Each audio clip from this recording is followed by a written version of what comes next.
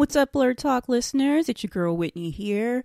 You will not be hearing Bola right now because things didn't quite come together like we planned for this episode. We were going to get you a new episode of something that we hadn't talked about before, but things didn't quite come together. So we wanted to keep our promise of 2 episodes a month, and it's the end of September now. So for our second episode of September, we're giving you a rerun. It is the middle of National Hispanic Heritage Month, so in honor of that, the rerun is going to be Pixar's Coco, which I think was episode 4 that we did back in April of 2018. Now, some changes since we recorded the Coco episode is that it's available to watch on Disney+. And you can watch it in English or Spanish, which is pretty cool. So, we will be getting you guys that episode that we planned on doing, and we'll get it out before the end of National Hispanic Heritage Month, which is in mid-October. But until then, let's cue that intro music.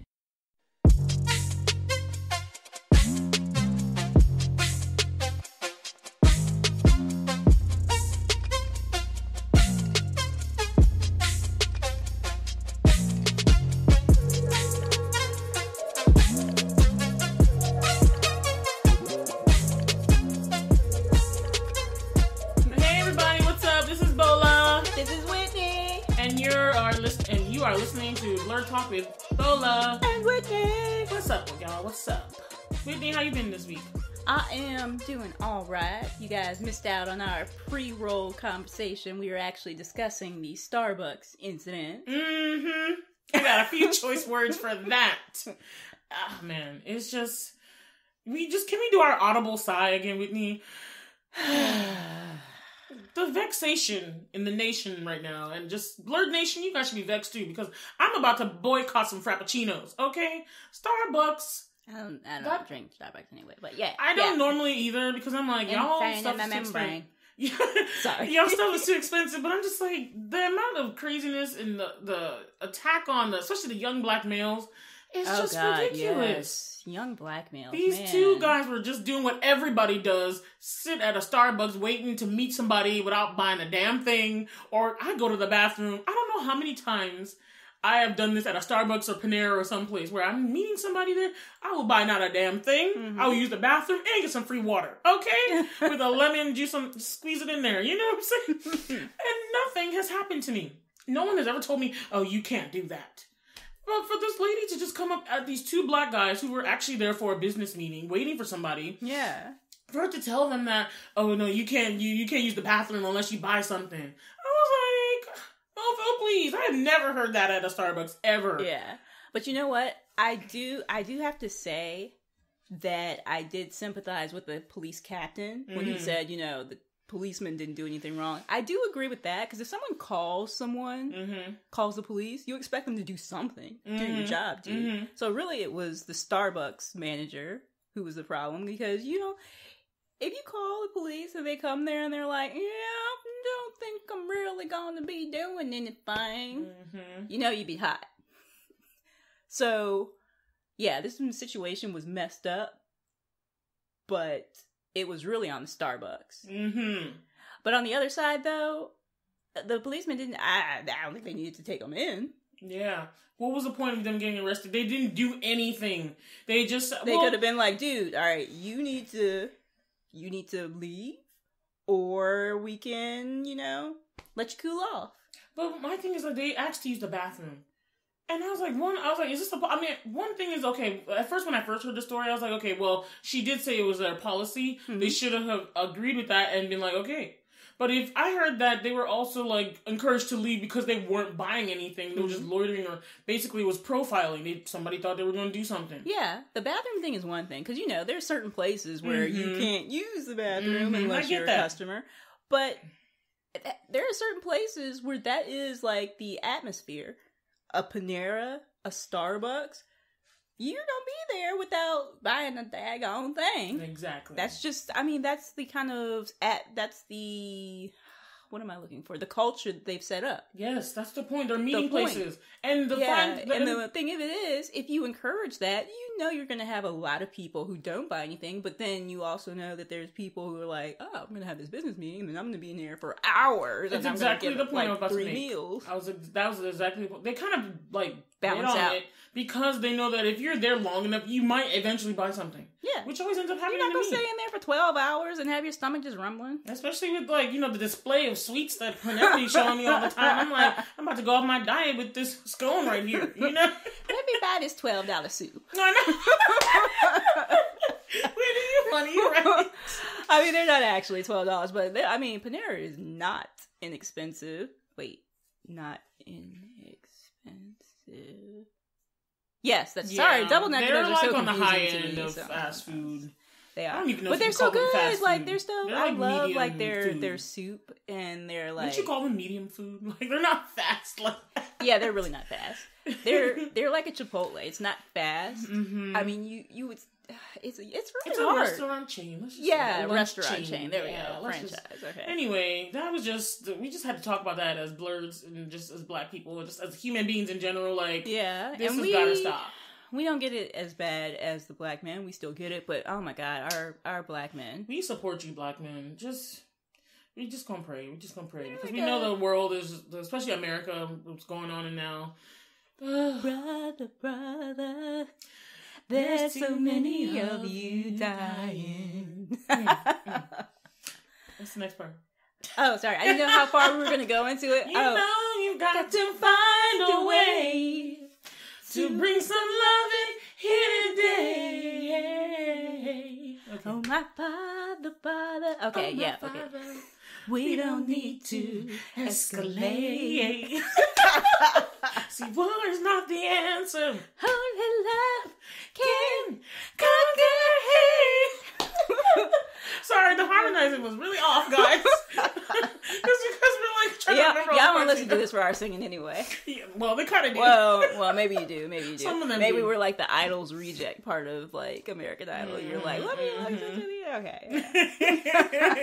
You know, my brother told me last week I was singing to my nephew, and he was like, oh, you should go on American Idol. I cut my eye at him like, don't even play. I know what you're doing. Because this is exactly what happened to these rejects on American Idol. People be lying to them, talking about, you should go on American Idol. No, they lying. No, they can't sing. And then they go on there, embarrass themselves, and then be mad about not getting the golden ticket. And it's like, these people should not have encouraged you. Yeah.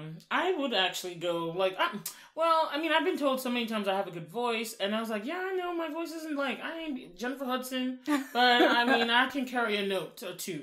But I'm like, I have no aspirations for fame in that regard or that sense. So I just like, me either. I would love to be in a rock band, but just for us to just rock out and like jam out and maybe play some local shows. But other than that, I'm like, I don't want to be Dalton. That's not my thing. It would be cool. I would like to be like a Yoko Kanno. Who's that? Have you heard of the Seatbelts? Actually, that sounds familiar. Cowboy Bebop. Oh. So even though the Seatbelts were the ones who performed the song, the composer was Yoko Kanno. She also composed. She did the composition when we were talking a couple weeks ago about what was it? It was the other one. Cowboy Bebop? No, Samurai Champloo. Samurai Champloo. Yeah, she also composed that, and I think she did Wolf's Rain as well. She's just awesome. I just love the stuff that she composes. But anyway, in the Seatbelts, there's a couple songs that have like a female vocalist, and I was reading Wikipedia, so this may or may not be true, but I forgot who it is that the song is accredited to, but it turns out that one day, like out performing, she sung the lead vocals in that song, and they're like, oh my God, she is actually this person. It's like another name that she uses. But anyway, I would love to be like a composer or something and be like, oh, undercover, it's me. I wanted to do that. I'm like the Batgirl, except for I'm a shadow vocalist. Why Batgirl? I don't know, because it's an alternate identity. I don't know. I was about to say the Bruce Wayne, but by the way, composing is. I took music theory. I took music theory in high school, and I was like so in love. And I used to, when I was playing the cello, I used to write my own songs and stuff.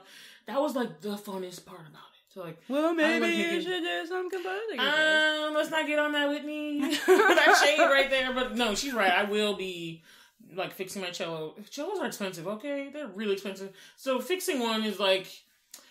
Anyway, later on, I do plan on picking it back up just for the fun and my own mental well-being and emotional being, because I loved playing the cello and I loved making my own songs. And I like to make my own songs. That's why you guys can't see the studio, but there's a a lonely piano, a keyboard actually, a keyboard here that I've owned since I was like 12.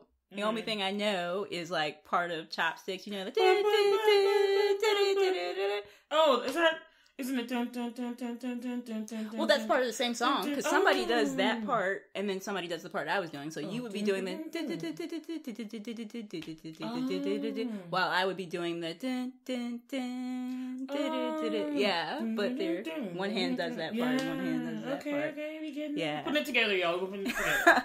But that's the only thing I know. Yeah, and got like this chord MIDI thing, so I can be doing some composing. Don't know a lick about composing music. Can't read music. Well, maybe somebody else needs to do something about that, huh? With me. Yeah, but me, all I do is I tinker with stuff. So I was like, I don't care. I don't know anything about music. I'm gonna make some stuff, and we'll be like, oh, can you perform this? No, honey, child. I don't even know what notes I put together. I can play this clip for you. Is what I can do. And I know how to write the notes. I still remember all the stuff I learned. I learned the treble clef. I learned the bass clef because I played on the bass clef. I learned the treble clef because of school. Like in school, we learned that, and I just always memorized it. And I was in orchestra, so I looked at their stuff and the violins, and I looked at my stuff, the bass line. So I could write stuff down, and I did. I wrote stuff on music, and so I would like find the timing and all that stuff. I still remember how to read music, so it's cool. But let's get on to our other topic. Yes. We did actually have a main topic, you guys, for this episode. This episode, we just had to like talk about that. You know, we at work constantly tangenting, don't we? Yeah. It's not a straight line. Let's get into what we'll be blurting out about. So that's our segment for right now. What are you blurting out about for this Let's week? start with you, because I don't... Oh, wait. I'm still blurting out about the same thing. Before you came over here, I was in the middle of another Buffy the Vampire Slayer. I'm still on season 2. Yeah, I'm still on season 2. I'm near the end. I'm about, maybe by the next next episode, you guys, I'll be on season 3. You guys just pray for her. Like, how long is it going to take? Because I'm so ADD that I've been like, I'm like a pinball. I've been bouncing around between shows. Yes, I know.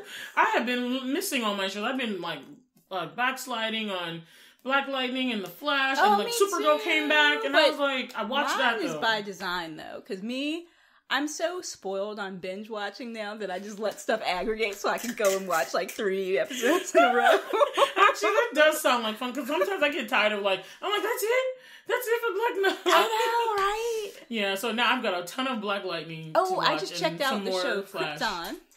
I heard about that, but I wasn't interested because it was like right before everything blew up, right? It's like a prequel, right? Yeah, it's like a prequel. The premise is interesting, but it doesn't pique me. It's not even about, because I was confused, because I'm like, who is this dude? He doesn't even have the right name. They messed up his name. And I was like, is he a Kryptonian? Or he has nothing to do with the House of L? At first I thought it was going to be Superman, Kal-El's father, and his name is Jor-El. So I was like, who is this dude? They gave him some other name. They messed up the whole mythology. And I'm like, oh, grandfather, not father. Calm yourself down, Whitney. Let's not be like one of those wacko nerds or blurs who gets like frothing at the mouth, because I'm like, that's not a good look. Yeah, it's not. Don't be that guy, people. Don't be that guy. Or that gal. Okay, we keep to the equality. I consider guy like dude. I'm a dude. He's a dude. She's a dude. Because we're all dudes. Hey! Where I'm from? Goodburger. Welcome to Goodburger. Home of the Goodburger. Can I take your order? That'll be $8. I love the orange soda thing. But that was Keen to Kel. Who loves orange soda? Kel loves orange soda. Is it true? Mm-hmm. I do. Oh my gosh, we're so silly. Yeah. Okay, so I am blurting out about 2 things, y'all. 2 things that happened to me this week. Dos. One, I decided to get my eyebrows threaded. Oh, no. Now, I've had my eyebrows threaded before. Back in my VCU days, I had a lady live in my building who was Indian, and those are the kind of people that mostly do the threading. Usually Indians or somebody. Wait. VCU days? Which VCU days? You had already graduated. Oh, okay. I was living in a high rise. Remember, I stayed like a year and a half extra. Anyway, after you graduated, trying to get my life together. And so that was when I lived in the same building as Ivy. Ivy's a friend of ours, y'all. Shout out to Ivy. We love you. I remember that apartment. Okay. And I lived in the high rise. Yeah, and my they had studio like the apartment. rooftop place. Yes, the pool and everything. Oh, I loved it. Living by myself. Anyway, I don't do that now. But anyway, she was in our building, and me and Ivy had like talked to her or something, and so she invited us over, and she's like, yeah, I do this, I thread, I do this for people, and so she'd only charge us $5. I like to get my eyebrows done. Hey, and I was like, cool. But when she did it, it never hurt, and so I was like, oh, I'm down with threading.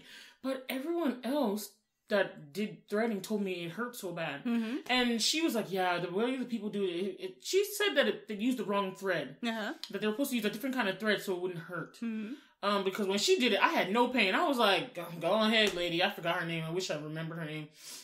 But she would do it, and it was just perfect, and we didn't have any pain. But I had stayed away from it for so long. It's been like years now since VCU days. And I had just been getting the waxing. And the waxing is not fun either, but it's not as bad, and I can take it. I built up an immunity, you know? So I'm like, I'm immune to the pain now. I'm like, just rip it off. Shh. I have never tried waxing. I feel like I would be, if I tried waxing, I would end up like Steve Carell in the 40-year-old virgin, when he had like those bleeding and stuff. He like suddenly ripped something. He would like utter a slur of some kind. Be like, oh, mother. I remember that scene. Well, he was really hairy though. Yeah, he was. But really hairy. Okay, I'm not gonna talk my business, but okay, that's not what I'm talking about. We ain't talking about down there. That's not what I'm talking about either. Oh, okay. But I am. Yeah. Okay, let's move on. It's okay. Anyway, so I usually get them waxed, and I have been doing that. It's my usual place. Sometimes I move around depending on price and all that stuff. I was in the mall getting shopping as usual. Let's not go into that either. But I was in the mall, and I was like, you know what? I would have to go to my usual place and just wait and not really know like how long it's gonna take. And I had things to do, and the ladies were just there, and I was like, you know what? Let me try this threading. Let me try. Luckily for them, I had $11 in my purse. Because I was like, I heard this was $10. But I'm like, people raise the prices, the economy nowadays, whatever. I was like, let me just try it. Because it's right here. And then I can go straight to the store that I want to go to. Because it's right across. Mm-hmm. You know how they have the little shops in the middle of the mall? Oh, yeah. Yeah, they got little things, little stands. The little islands, I guess. Islands of shops. Islands of stands. Whichever one you want to say. And so I sat there and I was like, I was so tentative. They were like, the girl that was in front of me, she was already there. Like, she was like, oh my god, look at these. These are so awesome. It was a white chick. She was going to a wedding. And I'm like, oh, her eyebrows were on fleek, y'all. It was fleeking out. And so I was like, you know what? Let me just try this. And I did. And I'm not gonna lie, that mess was painful. And I was like, longing for the days that Indian lady did. I was like, but it didn't hurt back then. Why not? It hurt. But the result, y'all. I mean, Whitney, you can see them. They're lovely. I feel like posting it on our Instagram just to go along with this episode. Be like, you guys, this is the eyebrows I'm talking about. They are popping, fleeking. Like, she's managed to get them to look the exact same. And I have like sister eyebrows. You know, like, they kind of look alike, but you know there's a difference. Yeah, I always hate that. And so, just using makeup, I try to get them to look the same, but waxing doesn't help. But she got them to look identical. And I was just in love, but I was like, that pain. It's like having a child, you know. You endure the pain for the outcome. Sorry, all mothers who are like, are you really comparing getting your eyebrows? Let me not even go there. Anyway, I liked the experience, but it was just painful. If you want to endure it again, I have to like build myself up to go for it because I actually uttered some sounds, and I usually don't. Even with the waxing, I'll be like, but I was like, because they got up in there. That little string. I don't know what they do, but it is magical. Okay, so that was my one blurred out thing, because I was like, the result of threading is just beautiful. Anyway, my second blurred out thing. I started a new gym program. It's an ACAC. It's called the ACAC prep program. Oh, you're way ahead of me. I need to get my exercise on. I know, but I'm overweight, so I just was like, I need to get this going. My doctor's like, you should do this. I'm like, okay, whatever. And then I was like, what's the difference between this and the Y? Because it's not cheap. It was like $60 for 2 months, and then you pay some more for the months afterwards. And I was like, I can pay like $60 can give me at least 3 months at the Y. You know what I mean? And they're like, well, we have a saltwater pool that's warm and all this other. And I'm like, so? Who wants salt? Why would I want salt in my pool? It's actually better for your joints and stuff. Like the salt plus the warmth helps you with because some people that come are older, or they just have, especially if you have knee joint problems, it's much easier on your body. Plus the warm temperature. They keep, because most pools when you go in, you're like cold at first. Oh yeah, I hate the cold part. Yeah, but they keep theirs at a warm temperature where you can really feel it. And so I went today, and I was like, okay, I had the perks of it is that you have somebody helping you with the setup of the machines. It's like medicated. It's not medicated, but it's like medical professionals help you. But then I kind of was sold on the pool. Just today. They have they have several pools, but they had a jacuzzi with me. Ooh. A jacuzzi. Do they have a sauna? Yes! Oh my god. Yes! Yeah, that would have sold me. They have it inside they got one for the girls and one for the guys. I mean, they had one at the Y, but it was like everybody had to share this one by this one pool. Not only do they have several pools, so it's like if you just want to swim, you can swim. If you just want to work out and take a class, you can do that. If you just want to go over here and be in the warm water pool and do some work, you can. Now, if you want a jacuzzi, you can. And I was like, I had to after my workout, I was like, I brought my swimsuit just to make sure. I went into that warm pool first, and I was like, oh, Jesus. I was like, it is such a warm, relaxing feeling to go into a really warm pool. I could have slept in that pool and been fine. I was like, it was so nice to exercise. I did some of my own aerobic exercise, but it was so nice to exercise in that warm water. And the salt was not like the ocean salt. Okay. It was subtle. Okay. But then I hopped out and went to the jacuzzi. And girl, I had never been in a jacuzzi before. What? Maz, I have never been in a jacuzzi before. Girl. If I could tell you, I want to use a word, but I don't want to be... We don't want to have to put an explicit on this episode like we did the Black Panther episode. That thing was just like, somebody put something on me. I just sat there, let the jets massage my back, and I was just like, oh, this is heavenly. Oh, this is worth the money. Just this right here. I was just feeling some kind of way. I was by myself, and I was just making all these sounds like, oh, God. Girl...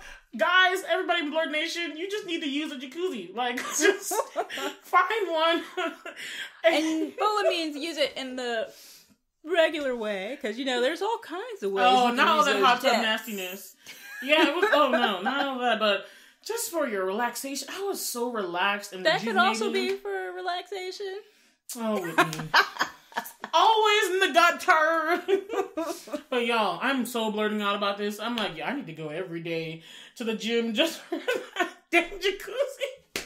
Anyway, that is my 2 blurty things for the week. I'm blurting out about jacuzzis and eyebrow threading, y'all. Anyway, what about you, Whitney?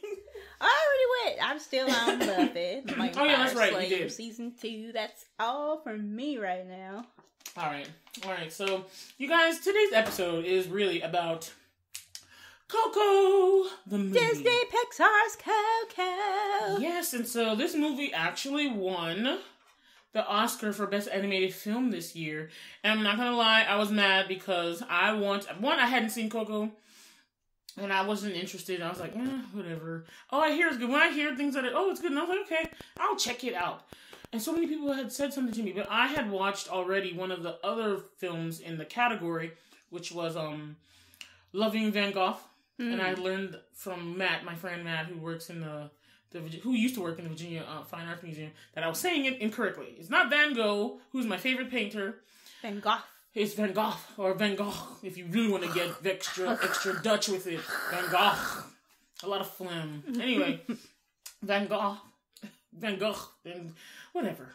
Let's go with Van Gogh for now. But it was a movie about Van Gogh, but it was done, the way it was done was so beautiful and artistic that I was like, the process, I mean, with the animated movies, it takes a long time to do them anyway, but this was an animated movie the first of its kind. There has never been an animated movie made completely of paintings. Like, every frame was painted in the style of Van Gogh's style, painting style.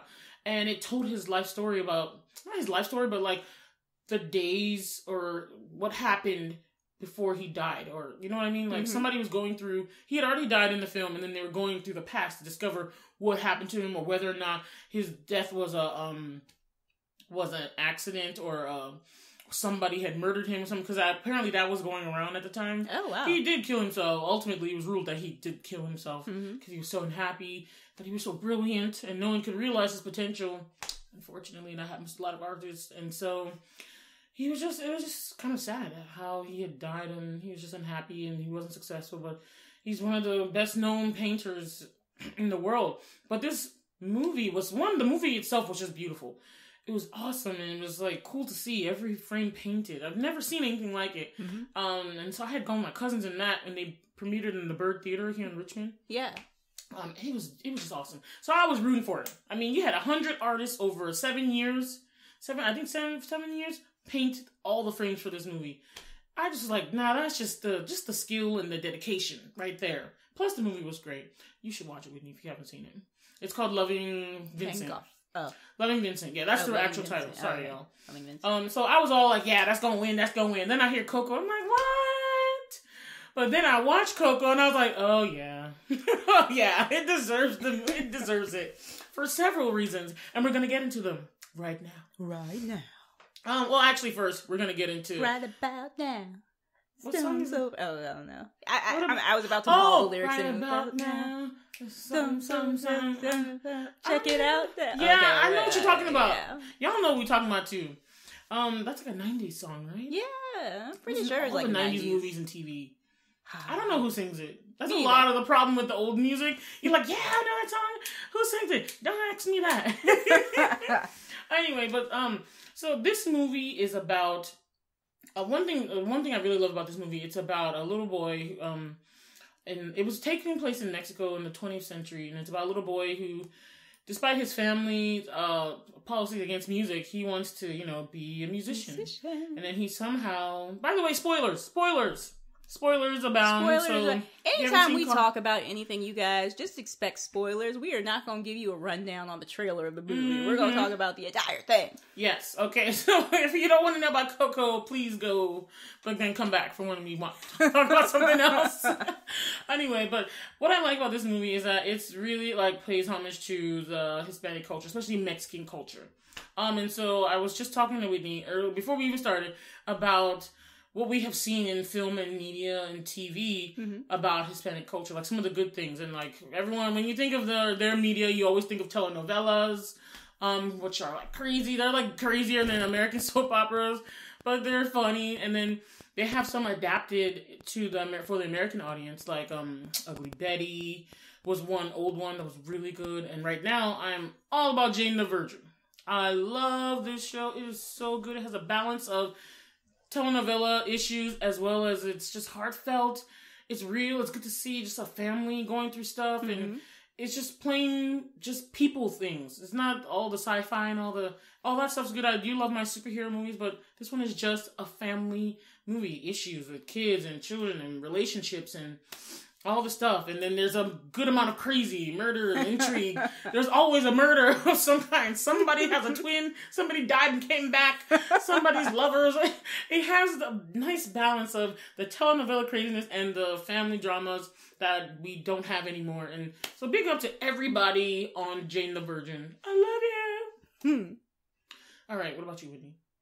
Well, I mean, I've only seen, I think I've seen the first season of Jane the Virgin. I don't think I've seen And I'm not quite sure if I got all the way through the first season with my ADD in between shows. Sure you did. I got squirrel syndrome, and then I think I was on to something else.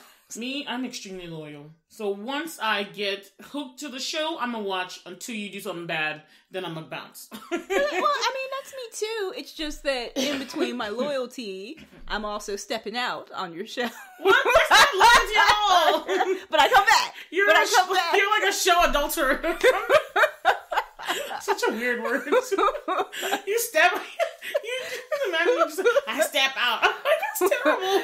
I will watch it until the end, but I'm also like ping-ponging between other things. Eventually, I'll be back. Y'all, Whitney is a show adulterer. A serial show adulterer. Anyway, that's okay.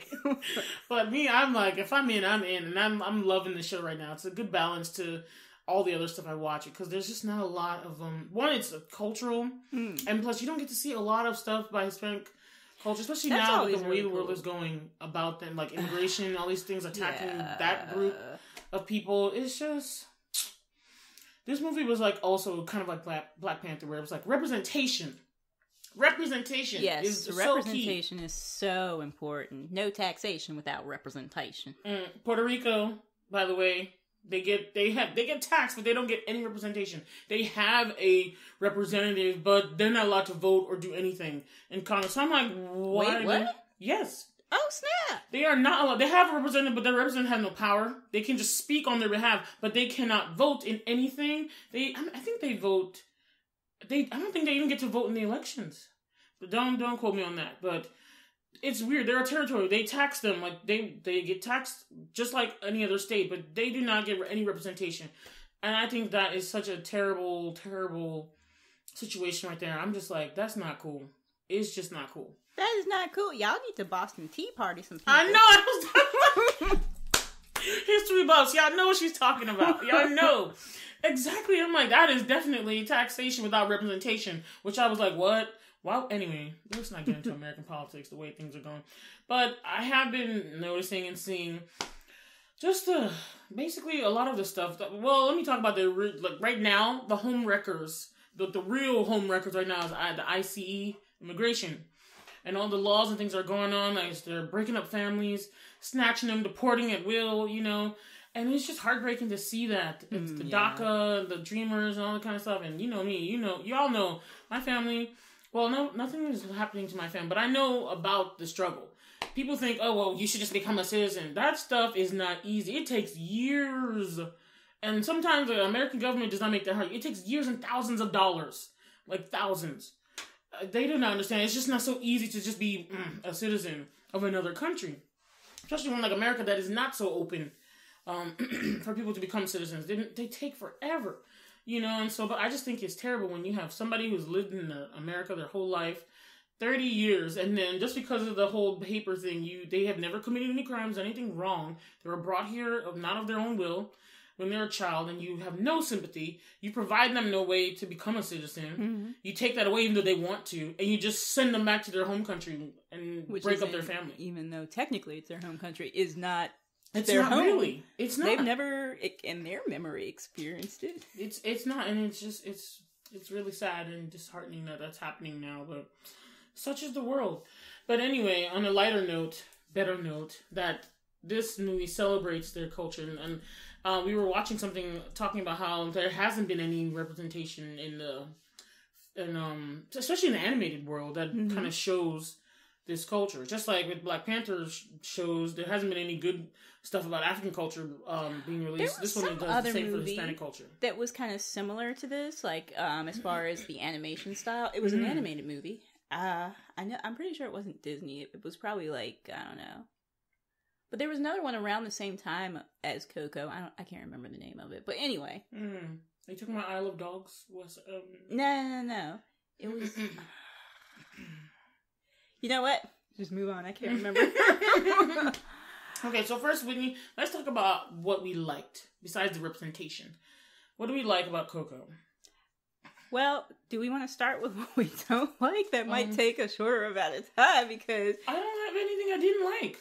Well, I don't either. So, all right, this show is going to be about everything awesome about Coco. This movie was so enheartening. It's about the Mexican holiday of Day of the Dead, Dia de los Muertos. Please forgive me, all our Spanish listeners. Yeah, we're just going to call it Day of the Dead because we will maul it, and we love other people's cultures. I took French, we y'all. try not to maul it. I took Japanese, so I would really maul it. Yes. I don't even have any romance language to fall back on. See, her tongue is just not even made for the romance It's really language. not. I tried with my French. I was like, je de l'amour. De l'amour. With the extra French emphasis. Anyway, but it's about the Day of the Dead, and it celebrates that holiday and stuff in the Spanish and the Mexican culture, actually, let's say that. And it's so, one of the things I found interesting, first of all, I thought this holiday was creepy because of all the skeletons and stuff, and I was just like, ugh. But then, I didn't mind skeletons. I know you don't. Nightmare Before Christmas and all that. Skeletons could be awesome. I watched that, and I was cool with that, but I still, now I'm like, ugh. But watching this made me realize what the day really is about for them. I mean, there's definitely a spiritual aspect to it, but, and there could be some other things, like somebody was telling me the history about it has to do with some kind of, worship of some goddess or something, death laid. I don't know. But I don't want to get into that either. I just want to focus on what is happening right now with it. And let me just say that I'm not an expert on it, but what I gather from what I've looked at and what I've looked at after watching the movie is that it's really about remembering your ancestors, remembering those who came before you. Something about that idea really hit home to me because I was like, my family, we're okay, but there's a lot of us, but we're not as tight-knit as I would like to be. And so it's and I have a whole side that I don't even know, Yeah. My dad said I don't know anything about them. And so I was like, for them to have so many generations on something they call an ofrenda, just to have that, here's our family, here's this person, and remember let's maybe them. Explain what the ofrenda is. Oh, the ofrenda is like an altar where they sprinkle marigolds, candles, food and things, and have pictures of all their ancestors. It looks like a little altar. Basically, you don't even need all the 23andMe and all the the DNA tests. You just know right there because it's right there. The family keep their own records. Okay, yeah, that is awesome. For context, think of like Mulan. It's very, it's interesting because it's very similar to Indian culture, and because I've seen a couple of Indian movies where they have kind of a similar thing. With, when somebody dies, they put somebody's pictures up and stuff. And then of course, and they use marigolds too. Yeah, and then Mulan, of course, the one scene where with all the ancestors and all that, and that's where Mushu and all came through, but.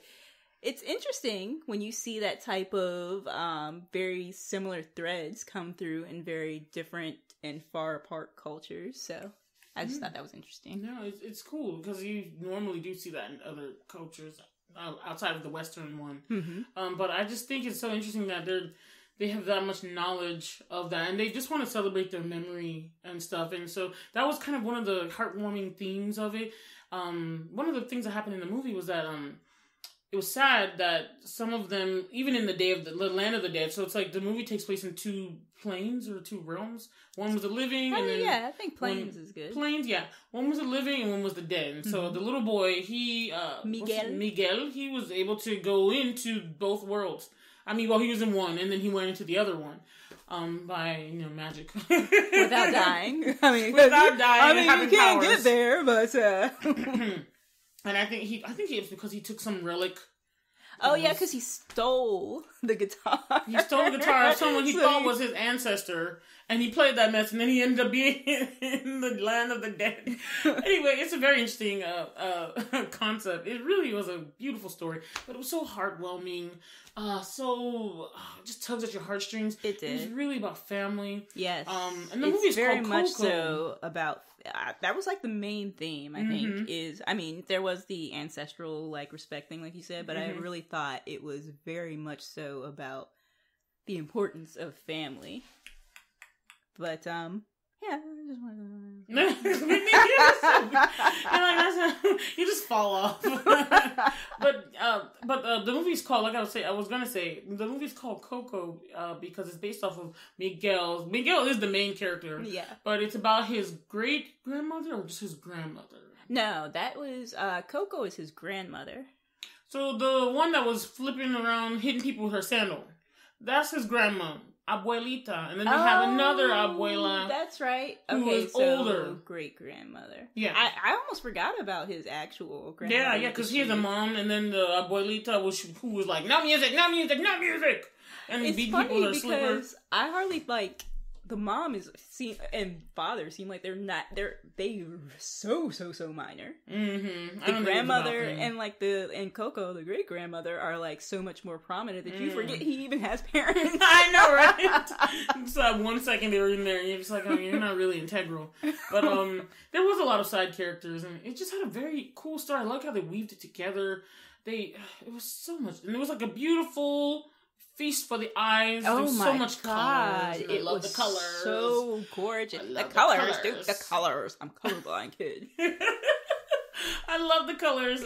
And so when they went into the land of the dead, it was just beautiful. Oh my God, the bridge of the marigolds. That was, it was just the animation amazing. Was lovely. And then speaking of the bridge, as you said, one of my friends, me and her watched it together. One of my friends, Jane. Hey Janie, shout out to you.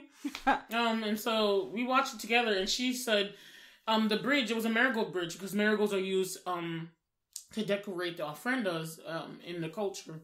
And so the marigolds are everywhere and they're very much connected. And so they had decided, Pixar and the story creators had decided to use the marigolds and a bridge as a way to connect the two worlds, because on the Day of the Dead is where the dead could come from the spirit realm and just see their descendants. And so it's like the two worlds meet. But it was on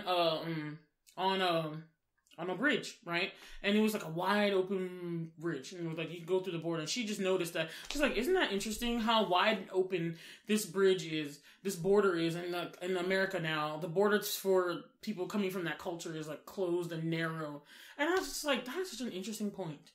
You know, I just thought that is interesting. Yeah, an interesting juxtaposition. Exactly, and I just put that together. I just wanted to point that out because I just thought it was very telling, and it was very just poignant to me at the time.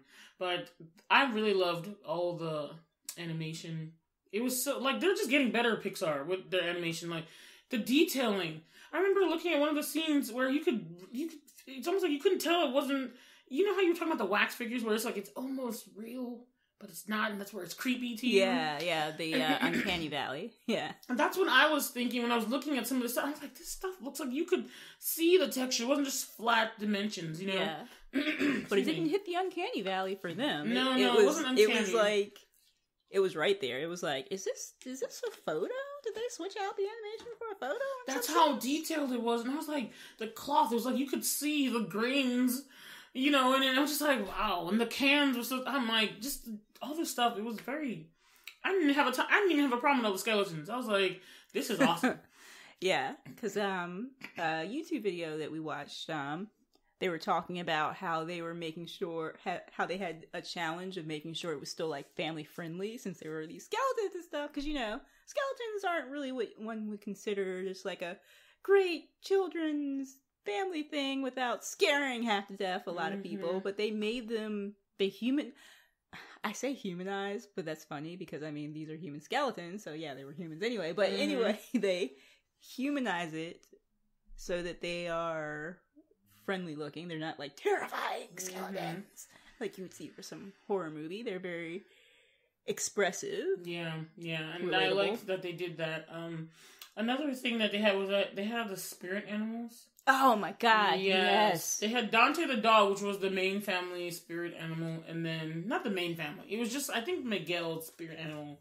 But he was, the weird thing was not exactly his spirit animal, because he didn't, I mean, since he wasn't dead, he didn't have Well, he was in the living world and the dead world. Remember, Dante was able to go with him. But I felt like in the movie, the spirit guides were ones that, you know, belonged to you. And I felt like Dante, the dog, was like, the dog that was like Miguel's friend. So he hung out with him, but it wasn't necessarily that it was his spirit guide, because I feel like you have to be dead to have your own spirit guide. That's what you're saying. That's what you're saying.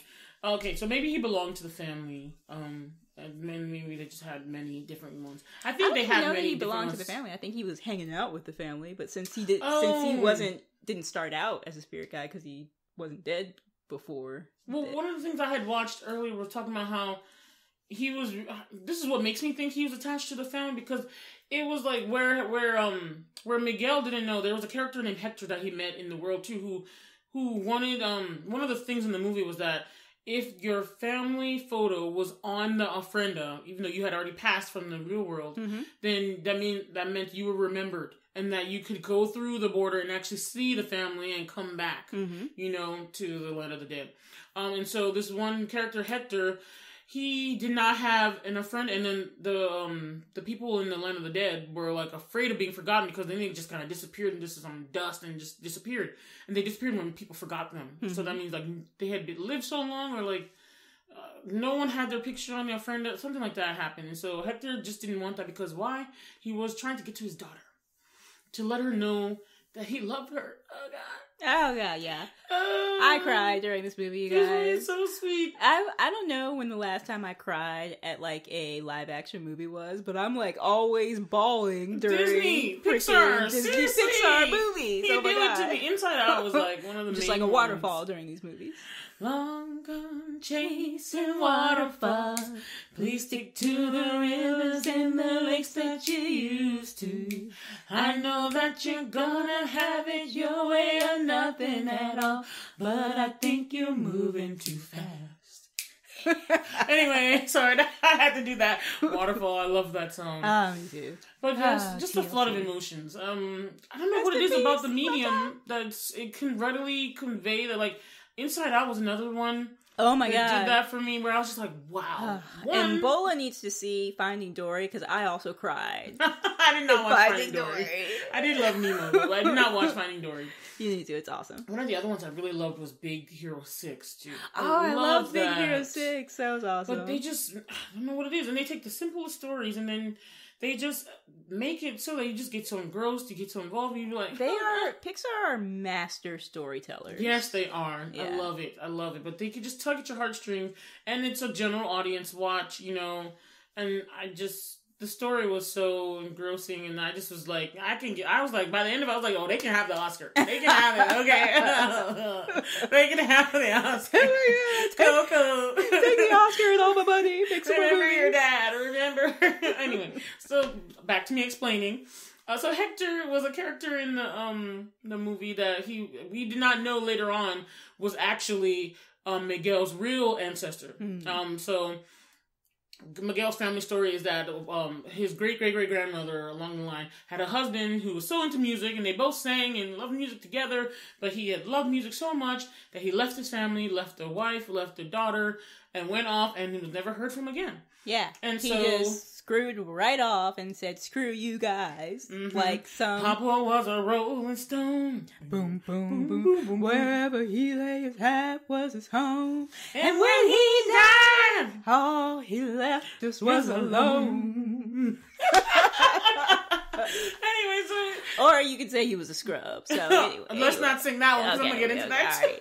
Okay. Should we? But yeah, basically, based on the backstory that they give you, they're like, he was a bum. He was a bum, you guys. And so because of that bitterness, the mom just was like, I'm going to do what I got to do. I'm going to be hard. I'm going to take care of my daughter. And we're going to get rid of music altogether. So we going to make some shoes. Yes, exactly. That's shoes what happened. Is how we going to make money, you guys. I support my family with shoemaking, and we all going to make shoes, and nobody is going to do no music. You do not support your family with music.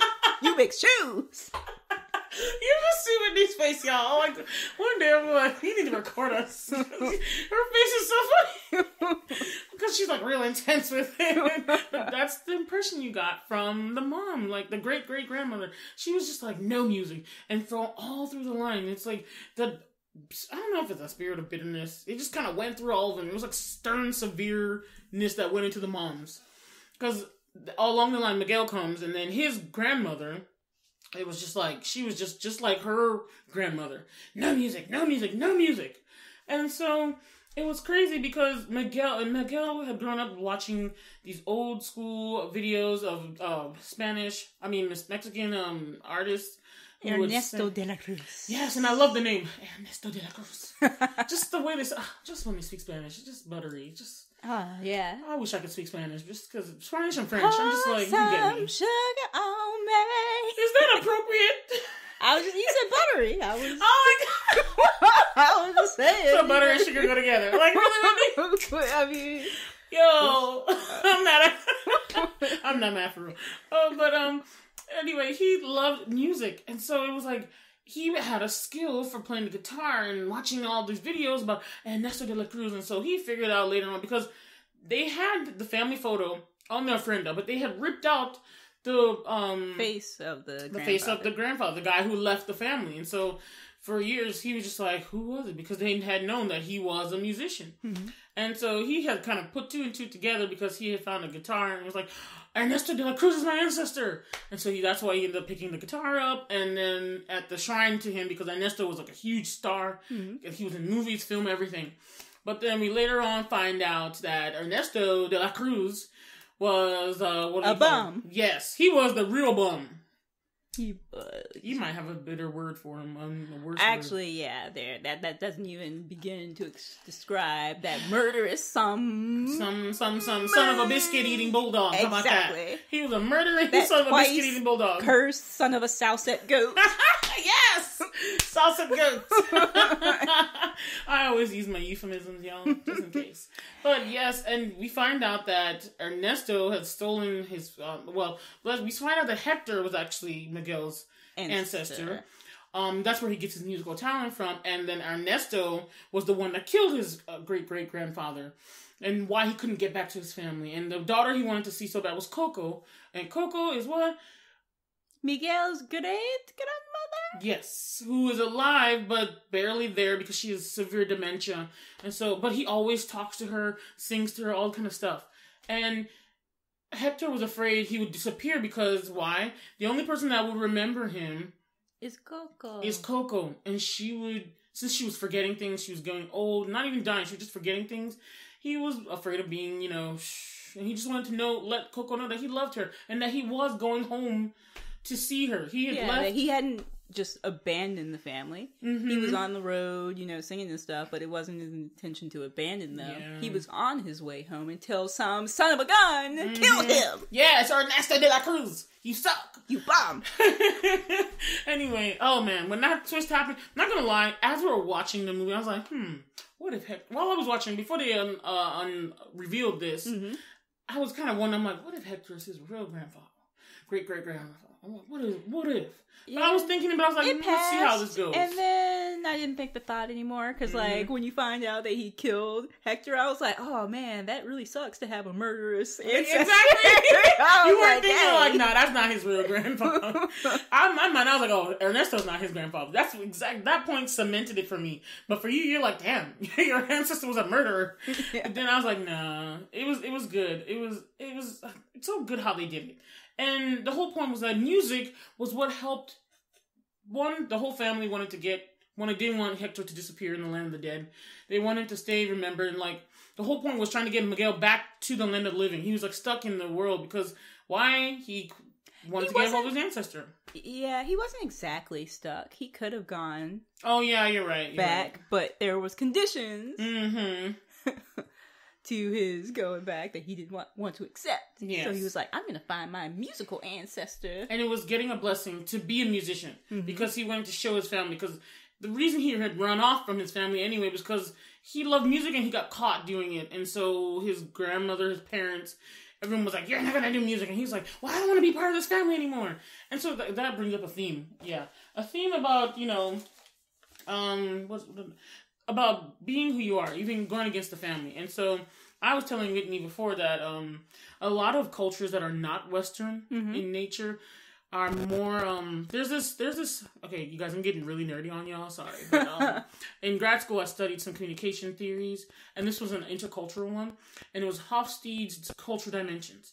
Basically it says that when you have a spectrum of dimensions that every culture has, and so it's like every nation or ethnic group or whatever is on a spectrum of that culture. And so it depends on the different categories. There's 6, but there's actually a few more now because his sons have developed more of the theory. Anyway, I'm not going to get into all that very nerdy stuff.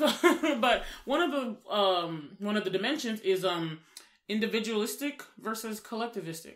And the Western nations are more individualistic in nature, more so meaning that there's more emphasis on the individual, on the person.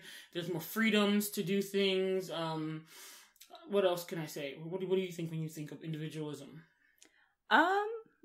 That we are very much so independent. We're about our personal achievements, about how you are a beautiful little butterfly and your little flapping wings can cause typhoons. It also could mean you're very selfish. Anyway, but it's basically the individual rules.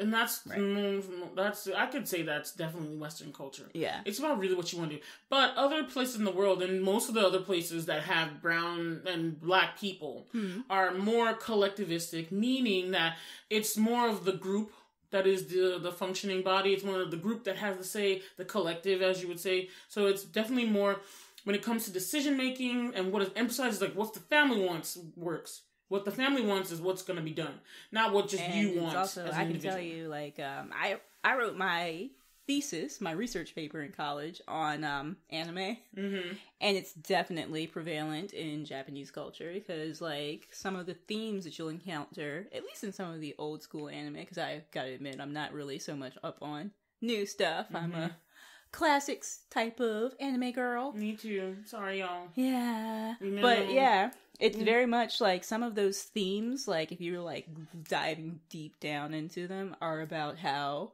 if you go too much into the individual, that's when bad things happen. Yeah. So it's like, and then my culture, my Nigerian and a lot of African nations are collectivistic too, where it's like you will not do things because the whole family will get involved, and you'll be like, okay. They will basically make the decision for you, and it's like not even just Africa. I've seen it in like Asia, like she said, other Asian cultures, Indian. You know, that's an Asian culture, but like, okay, so I've seen it like you said in Japanese, Korean, Indian, Pakistani, all those kind of places. Africa, different places in Africa. It's basically like I said, and even the Hispanic culture. It's what the family wants goes, you know? And so the family unit is what you stick together. It's very important, very integral. And the individual is not so much emphasized. And so that's was seen here in Coco. Miguel wanted to be a musician, but the family doesn't do music. So therefore Miguel had to fall in line. But Miguel was fighting that because Miguel loved music and was very good at it. I even love his little Poco Loco song at the end. That was so cute. And you know, it's interesting because I also think that tying in a little bit to like the themes of Coco, and granted, this changed once I found out that Ernesto de la Cruz was not his actual grandfather, but it was Hector. But when I thought that sacrifice was one of the themes watching it, because to me, it seemed like Imelda, who was like the great, however many greats grandmother, the one who said, there will be no more music. We were making shoes, and shoes is all we do.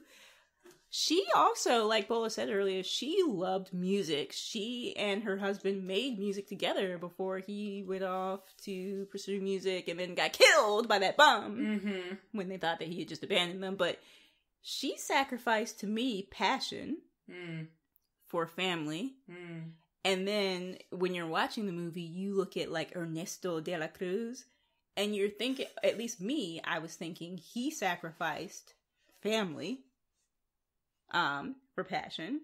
So they were like inverses of each other. She sacrificed passion for family because she loved music, but she put it aside. The analysis right now. Yeah. Nerd juices are like flowing. I love that.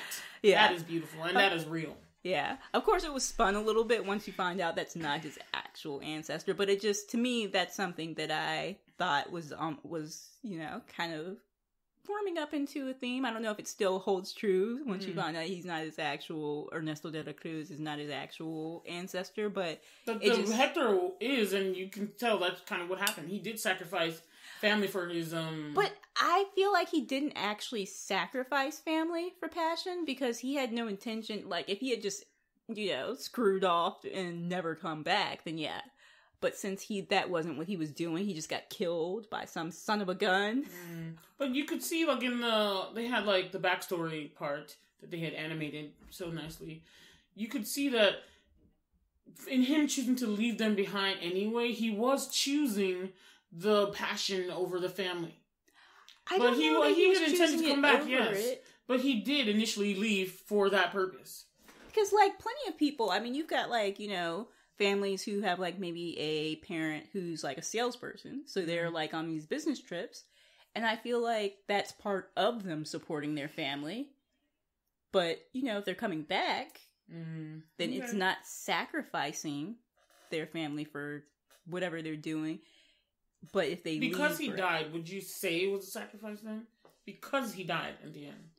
Because he died at the end. I would say, as far as what I'm saying, no. He did not sacrifice family because he died. If he had lived and just stayed away because he just thought that music was more important, then yes, I would say, like Ernesto, then that would have been sacrificing family for passion. But since he was not, I think the intent the intent is what you're getting at. Okay. I mean, well, not all of it intent, because sometimes, you know, intent doesn't matter if your actions don't support it. But since he was actually, he had no intention of just being gone from his family forever. He was basically, he was on tour. So, you know, you're on tour. That doesn't mean you just left your family forever. You're on tour and then you come back. Yep.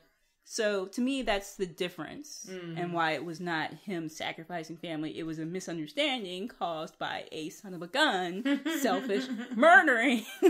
Ernesto, he got his comeuppance at the end of that. Doubly killed by a big ass bell. But he wasn't actually killed. I'm like, I mean, he did get crushed by it though. But I mean, everybody's bones put themselves back together. So I'm like, but now everyone knows. Can we put him in the pit?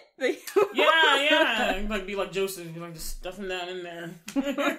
But he finally was. Let's just say everyone had put him on a pedestal, and he got knocked off of it. Yes, he did. Doubly. Yes, he did. And I thought that was good. But back to the theme of like, you know, going after your passions and pursuing what you love and what you want to do. I just felt like that came through as a Miguel conflict, a Miguel struggle, you know, that he had his family, he loved his family, but he loved music too, and the two were not mentioned together. And the sad thing was the music was the foundation of the family, but then because of that issue and because of what happened, he had fallen apart. Yeah. And so I get that struggle about, like, you know, going after your dream. Like, first, for individualistic cultures like America and the UK and all those kind of places, they would be like, no, go after your passion. And people understand that. Because we're like, it's better for you to be happy and seek what you want to do. And it's not that, I feel like it's not that collectivistic cultures do not want you to do that, but it's more so that you have to think about everyone else, not just yourself. Yeah. So it's more so, it's like, you end up sacrificing and giving up some of your passions and things because it's like, why? That's not going to suit the collective. That's not going to suit everybody in the family. Yeah. You know, and so it's a bit different. But it makes it harder for people that come from those cultures, especially American ones. I mean, this one is not in America. This one's definitely set in Mexico. But for people that come from families that are immigrants from collectivistic cultures, you can get the idea where the parents are like, no, you're going to be a doctor. Yeah. And you're like, because why? Cause that's going to make money and bring prestige to the family. And I feel like, you know, obviously, as an American, born and raised American, I came up in the individualistic culture. And I'm very much so more geared towards the individual. Because I'm like, you don't want to sacrifice everything for that. But I don't think that either one is completely wrong. It's about balance, as with anything. Because you can't just say F you and everyone else, because that's that's how some of the problems of the world come about. It's like, I've got mine, so screw everybody else. Trump. Yeah. But so I think it's about, like, as with anything else, it's about balance. You need to have, like, passion in your life. You need to have things that you pursue that make you happy, that are awesome. But to me, you can't pursue that at the expense of everything else. I agree. I definitely agree. And so, luckily, I have a mom who was not like, well, my mom's like, no, I like just Nigerian mom. She's totally different. It's so weird, y'all. But she's awesome. Love you, Mom. Anyway. Yeah, but she let me be an individual as well. And so she didn't require me to do that. So I didn't have that struggle. I can always pursue my own things. Yeah. I liked that. But I also think about the family. There's a dark side on going too far on the spectrum. Indian movies are made on the dark side. Where you have to sacrifice your whole future. Where, you will marry Sanjeet, okay? And you will like it, even though you're in love with Raul over there. Yeah. So there's a very dark side, because if you do sacrifice your entire individual for the collective, then you might end up in a very dark place, killing like yourself, depression. like a lot of Exactly. And not gonna lie, those collectivistic cultures, especially the Asian ones, suicide is so high. Yeah. Because of the familiar pressures. Yeah. But then on the opposite side with Did I say pressures? I meant pressures. The family pressures. What's a pressure, yo? Anyway. I did say that. Yeah, but at the opposite side, if you go too far on the spectrum of the individual, then to me you end up just completely isolated. Yeah. Because you've sacrificed everything else, and then if something happens to whatever that passion is, you can't do it anymore. What do you have to fall back? You don't have family, you don't have friends, because you've sacrificed and said, "Screw all that, I'm going to do this." You don't want to be reclusive and and then serial killers and crazy stuff. Yeah, or then you might still end up with like the whole suicidal thing because you're like completely isolated. So it's just there's a dark side to going too far either way on the spectrum, in my opinion. Balance is needed. Exactly. Other things we loved in the movie. Back to the spirit dog thing. I forgot to mention this. The reason why I thought it was a family spirit dog was because I had watched something that kind of showed me this. But if you saw in the movie, the spirit dog Dante, he kept leading Hector, and he kept trying to get Hector and Miguel together. It was almost like he knew that they were family. Yeah. And so that's kind of why I was like, oh, he's the family spirit dog. I see why you would say that, but in my opinion, I think that's why he became a spirit guide, but wasn't necessarily family spirit guide, because he already had the potential, because he was already guiding.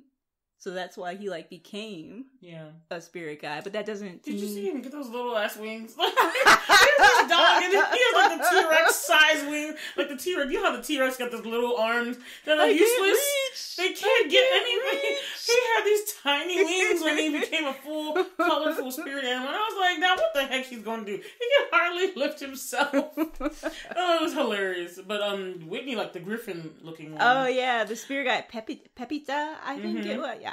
I'm so sorry for mauling these terms, you guys. I already told you I took no Romance languages. I took Japanese. Yeah. No habla español.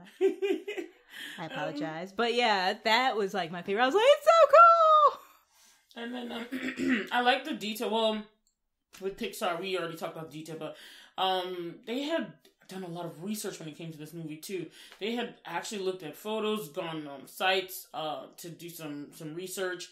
They made sure the place looked like a real Mexican town, a real Mexican city in different eras. Cultural consultants. Frida Kahlo was in there. Frida Kahlo. Oh my gosh! If you haven't seen the movie Frida, watch that. Oh my god, that was some of the funniest parts with her with her performance art. Yes, it's hilarious. The thing with the mango, the papaya. You're just like, ew. I remember me and my sister were looking at that scene, ew. People climbing out of the papaya. You're just like, I just love it. It was some humor that it's some smart humor, and I love smart humor. But it was just great, and I love that they were getting to. Again, this is just another celebratory thing of representation for a certain culture where you don't see much. And this movie actually did really, really well, better than any of the other Pixar movies did in Mexico. That's what the video was saying, right, Whitney?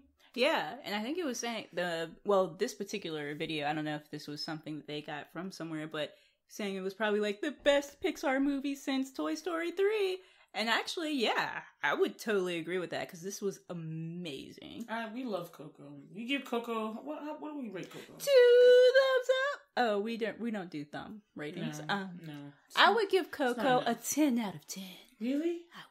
I would too, because I have no complaints. I actually wanted to watch it again with my nieces and my mom. Yeah, this is something I would actually buy for my digital movie collection, so I can have it everywhere. Because you guys know I don't buy things a whole lot, because I just watch them on Netflix or Hulu or Amazon Prime.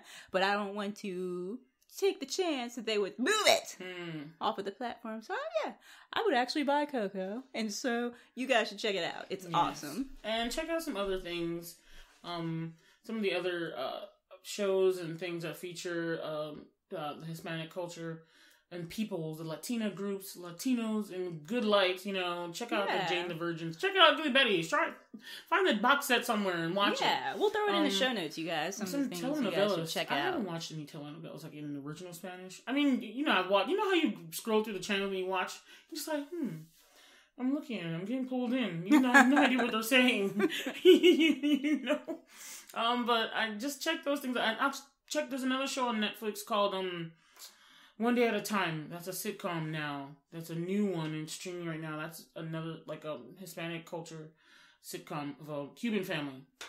It's pretty funny. I liked it. And so I like seeing the family sitcoms because you just don't see the good ones anymore. Mm-hmm. That used to be my life, watching sitcoms, because they just presented families and everything in the good light, and you know, it was real. It's gonna be a good life, good life. I said light. Oh. Sorry to shut you down. I didn't join you in that one. That karaoke session. I shut it down. Shut through the heart, and you're to blame. Darling, you give love a bad name. Bad name. You know in that song, that's the part I can't. The women are like, bad name. It's just like, why? But we've had way too many karaoke sessions in this particular video. Okay, so I have something for us to talk about for Had They Been Black. Well, actually, no, this is a positive thing. So let's just call it a positive thing. On the local news, I had seen that there's a barber shop in Richmond. We are in Richmond, VA, y'all. Just so y'all didn't know, we're in RVA, Virginia. What's it called? It's for lovers. Exactly. Somebody will come love me. Okay. Check my Instagram out. You guys know where we at. Anyway, but I had seen something on the local news talking about this barbershop that was encouraging children, especially young black boys, to read. So they were having a contest, and they had like a poster board that gave kids stars that anytime they had brought a book while they were reading and getting their hair, you know, shaped up, getting that fade, got hairline, you know, getting it right and tight.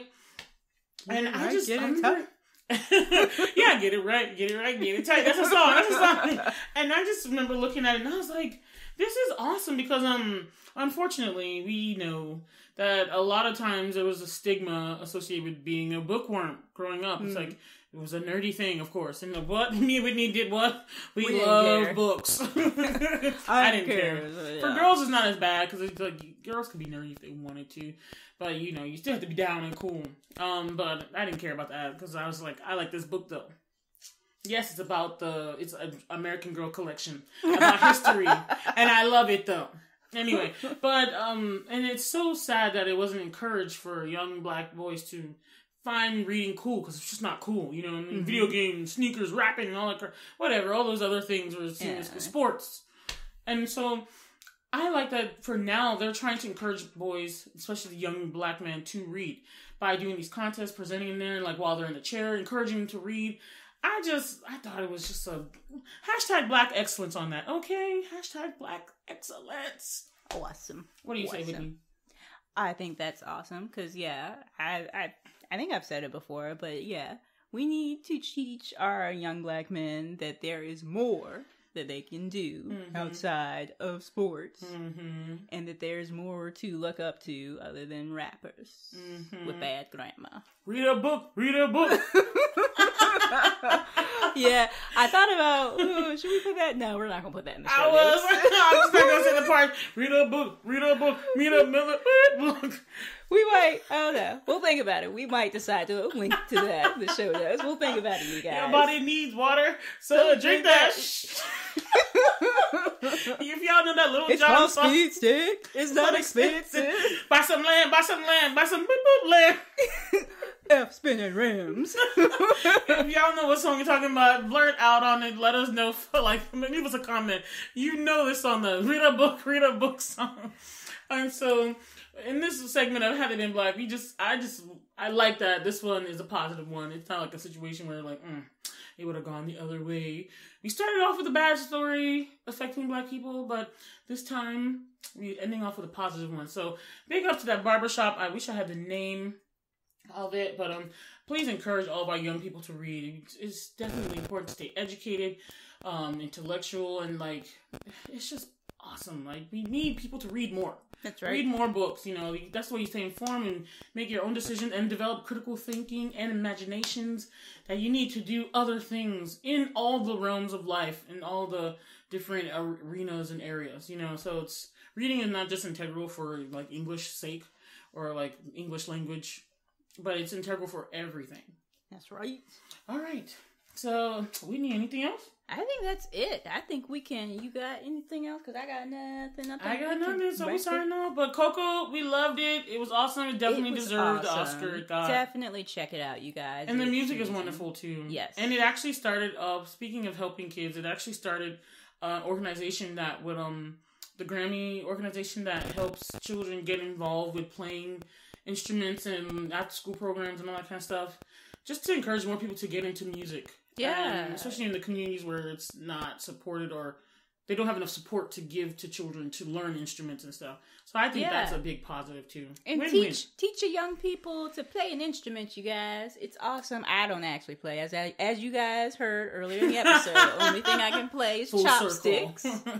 But, I mean, I'm not saying that there's anything wrong with sports because teach your young people something that encourages discipline because sports will do that, but as will music. And music is also awesome. We're not against sports, y'all. Yeah. Cognitively, like development-wise and helping with memory and stuff, music is awesome for that. So it's makes amazing. You smarter. Yeah. There you go. Develops more elasticity between the two lobes. There you go. There's another thing I read about music being awesome. Anyway, but it does something to the brain. It really does. It improves the brain, and I'll find that and put a link in the show notes and stuff. But yes, we're not against sports. We think sports are awesome. They help build teamwork and team build building, coordination, discipline, all that stuff. But we just want it to not be the only thing people aspire to, especially men and women of color, mostly men of color. But we just want to encourage people to, know that there's being a nerd is not bad. More out there for you. Yes, we can't stress that enough for our young kids to go out there and be the best of it, the thing you want to be. I want to be the very best, like no one ever was. Wait, we sang this already in one of the episodes. To catch them is my What does this have to do with? To train them is my cause. What does this have to do with? Okay. It's Pokemon. You know you want to say Pokemon. That has nothing to do with it. We need to sign off, y'all. Okay, yeah. All right, we love you all. We're going for real this time. Okay, bye. Peace out, guys. Bye. Thanks for listening to our podcast. Please subscribe to our show on whatever podcast listening app you use and share the show with other blurred and non-blurred family and friends. And if you like our episode, please rate and review us on iTunes. The intro and outro music is Twilight by Caption. You can find them on SoundCloud, username Caption, spelled C-A-P-S-H-U-N. The show notes are by Bola Hansen, and the audio engineering is by Whitney Booker. And you can contact us by email at blerdtalkbw@gmail.com. And also, don't forget to get social, you guys. You can find us on our social media at Instagram and Twitter, with our @handle being @blerdtalkbw. And we've got our individual things going on too, y'all. So you can find me, your blurred fashionista, on Instagram and Twitter at BolaStoryB. That's B with 2 E's like the insect. And I've got my own personal YouTube channel, just Bola Sade. That's BOLASHADE. D as in dog, E as in elephant. And this is Whitney. You can find me at my company, Luminavi Studios. The email address is wit@luminavi.com. That's WHIT@LUMENAVI.com. You can also find me on Twitter at Luminavi Studios.